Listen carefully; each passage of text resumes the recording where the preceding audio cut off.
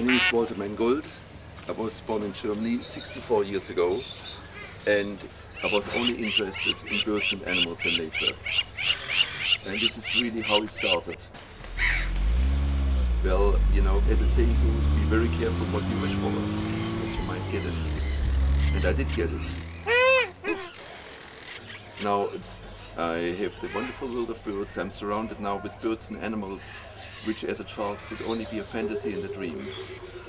I'm certainly one of the very few who can say that a childhood dream has finally been fulfilled.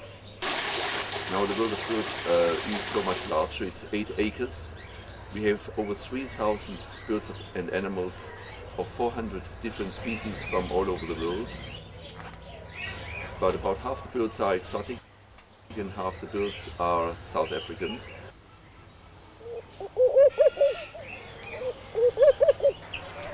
Now the sanctuary part of the world of birds goes in different directions.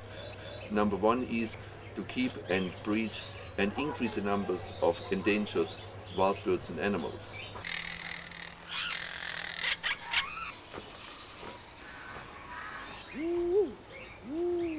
The second one is that we are a sanctuary for sick and injured birds which have found a permanent home. And in this way, possibly unintentionally in the beginning, the entire Hout Valley has been turned into a wild bird sanctuary. Now we don't get any more 200 to 300 birds and animals a month, but we still get an average of 100 a month. And when these birds and animals come in, they first go to our bird hospital, where they are cared for. This is an African goshawk. It's a juvenile because it hasn't got its full colors yet. He was brought into us, we presume, a car accident. He's blind in the one eye. You can see he doesn't really react on this side. So what we're doing is we're actually just calming him down, teaching him a bit more about perspective, especially with the fact that he's only got one eye. This incubator is for our baby birds that are from hatching till about 2 to 3 weeks old. These are Van der Dekken's hornbills. Parents have got a fairly small nesting box that they have chosen. We've left the parents with 1 chicken and an egg. We're not too sure about the ages, but we think that the oldest one could be maybe about 2 weeks old, the youngest one being about a week old. These are scarlet ibis chicks of various ages. These being about 10 days. There's older ones on the other side that are a little bit older. The scarlet ibises get quite a strange diet. They get minced rat, they get minced chicken, and tin cat food. The cockatoos are called lesser sulphur-crested cockatoos. We've got a breeding pair that breeds quite regularly, but unfortunately we have to take them away for hand rearing at quite a young age because the father tends to pluck the youngsters in the nest, and then we normally sell them as pets. I'm busy feeding 3 little baby swallows and 2 wax bulls. They get fed virtually every hour and a half. I'm feeding them a mixture of dog food and pronutro and grated carrot and grated egg. And I get very, very attached to them as they grow up. His name's Biggles. Biggles is 5 weeks old. The reason for tube feeding him is because he's got a stomach bug, and for some reason this has caused that he doesn't want to eat at the moment. We have to do this roughly every hour and a half now. The formula we're giving him is glucose water and some slippery elm.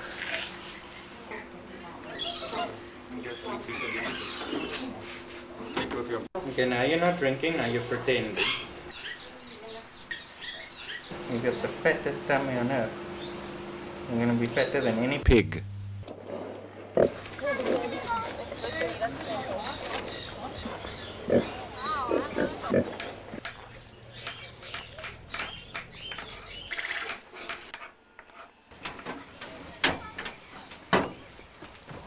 This is where we actually do breed the mealworms.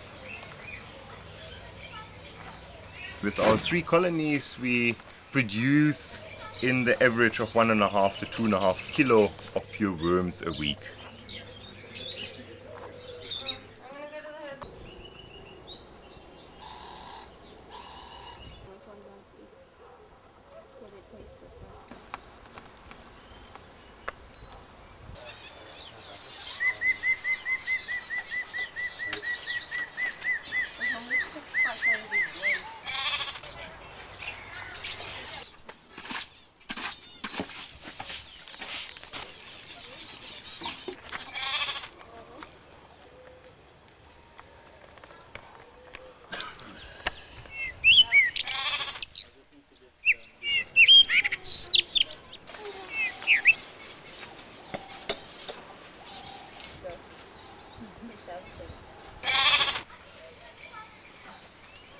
The most visible and drastic examples of handicapped birds leading a worthwhile existence are two which I would like to point out.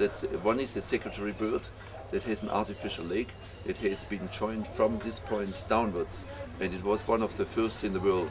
And that bird is now walking with that artificial leg already for several years. It has to be replaced and adjusted about twice a year, but it was a professional job.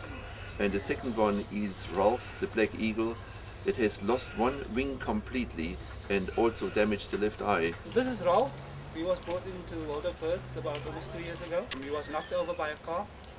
When they brought him in, he had already maggots and worms and starting to eat on his right wing. So the vet had to remove it, and he's blind in the one side. So basically he can't fly anymore, and if he goes out in the wild, he won't survive. So they brought him here, so we're taking care of him now, and we'll probably take care of him for the rest of his life. That bird is being pampered by the staff, so he is well adjusted. There's chairs in there. What do you want? Birds. There's birds in there. Okay. That's it. Oh, beautiful. Thank you.